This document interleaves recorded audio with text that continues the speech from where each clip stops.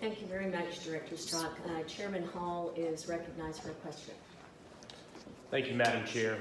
And I actually have a brief comment and a series of questions, if the Chair will so allow. Absolutely. Director Strach, first let me say thank you for being here with us today. Also, let me commend you on your work in the 9th Congressional District investigation. In my opinion, you conducted yourself with integrity, impartiality, and at least to the extent humanly possible, without partisanship.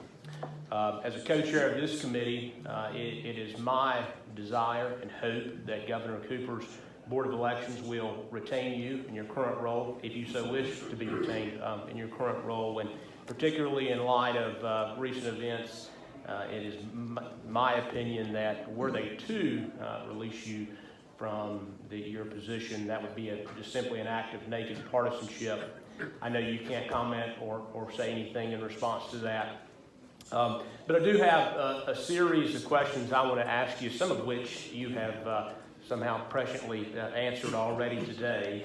And I've read through your recommendations that you've sent us, and I think many of them are good recommendations, and look forward to working with you on potentially formulating those into law. But my first question relates to something that I've heard from many of my constituents, things that I've heard from members of the public really across the state, and also in talking to my colleagues both on this committee in the House and in the Senate. And that is that there's this perception out there that there's somehow potentially a selective enforcement of the law when it comes to election irregularities. We know that looking at the investigation that just took place, many of the actors in that case had been conducting these operations for many years and on behalf of both parties. We know that many of these actions were reported to law enforcement. And we also understand that in your role as executive director and the board's role as the Board of Elections, it can't force law enforcement to take action. It can't force the district attorney's office to prosecute. And you all can't force the U.S. Attorney's Office to prosecute. But there remains that perception out there that we can have all the laws in the world relating to elections irregularities. But when seemingly consistent actions are reported over time, and it's not until a nationally watched election that was expected to be very close and ended up being very close, it's not until we have that we have what appears to be action taken on behalf of all levels of the government. And so my question for you is, when we're looking at your recommendations in ways that we can beef up the law and attempt to try to make sure that we can have full faith in the outcome of our elections, what assurances can you give this committee, can you give the House and just the General Assembly as a whole, that whatever we do, that those laws are actually going to be enforced, and they're going to be done so even if it's an election that maybe is not on the national radar? Thank you for that question. I think that's a very important question, and I certainly understand where that comes from. And I understand we have certainly been frustrated ourselves at times that we have been aware of activities that were particularly going on in Bladen County after 2016, and we made referrals, and with understanding that I personally said in the referral myself that if we didn't do something about that, then it likely would happen again. And guess what? It did. So I understand that frustration. What I will tell you is, I believe at that time it was a referral to the U.S. Attorney's Office in 2016 and to the Bladen County Board of Elections for reasons of the Bladen County District Attorney recused himself from that some months later. and it was then transferred here to the Wake County District Attorney. And I have spent a lot of time with Ms. Freeman, and I believe she is committed to ensuring that those people that were involved in this in 2016 and in 2018 are brought to justice. I think that's something she's committed to doing. I'm also very pleased that the public integrity staff from the Department of Justice has now stepped in and is also taking this seriously. You're right, it's a congressional race that got a lot of national attention, and we're concerned about the county commissioner race and the sheriff's race and every race where things like this may happen. And so I think one of the things I know as an agency we're committed to do is following back up, is making sure that we're doing everything we can to put pressure on those people that we send these referrals to, providing, and we've done that. This is something we've done and we will need to continue to do, and do it actually maybe more visibly than what we've done, is making sure these DAs and the people that we're referring things to know that we're committed to help them. We have an investigative staff. We will always assist a district attorney in anything that we do, in continuing to investigate, to do whatever they need.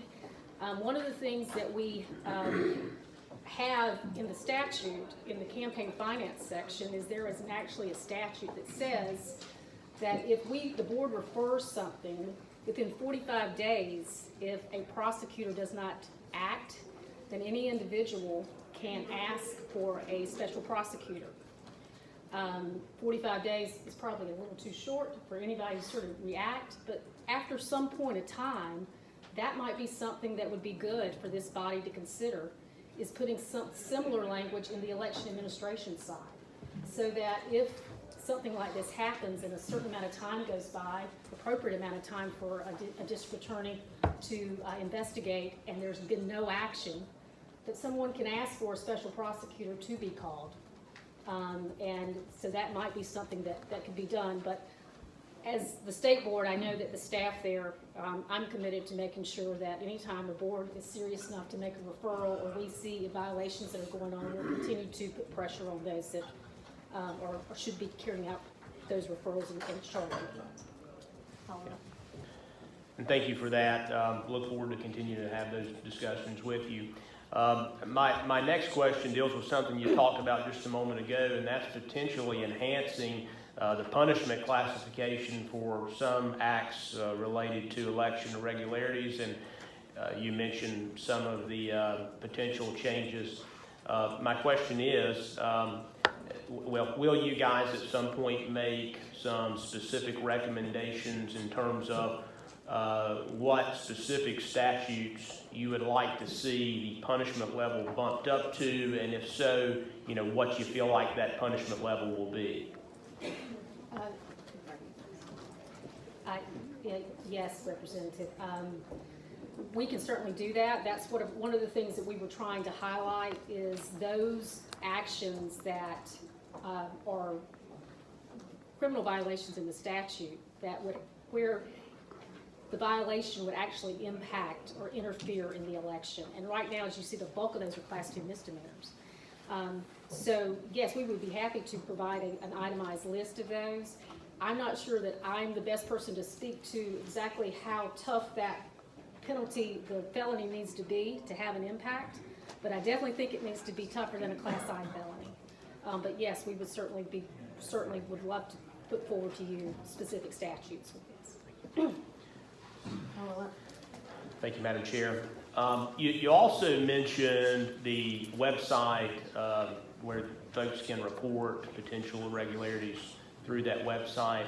And my question is there any thought being put forth to somehow ensure that folks who are reporting these things to local boards of election, that those things are being reported to the state board and somehow logged and somehow tracked to make sure that things that might be going on in a given county, number one, make it to your attention, and number two, receive the attention that those issues might deserve from the state board?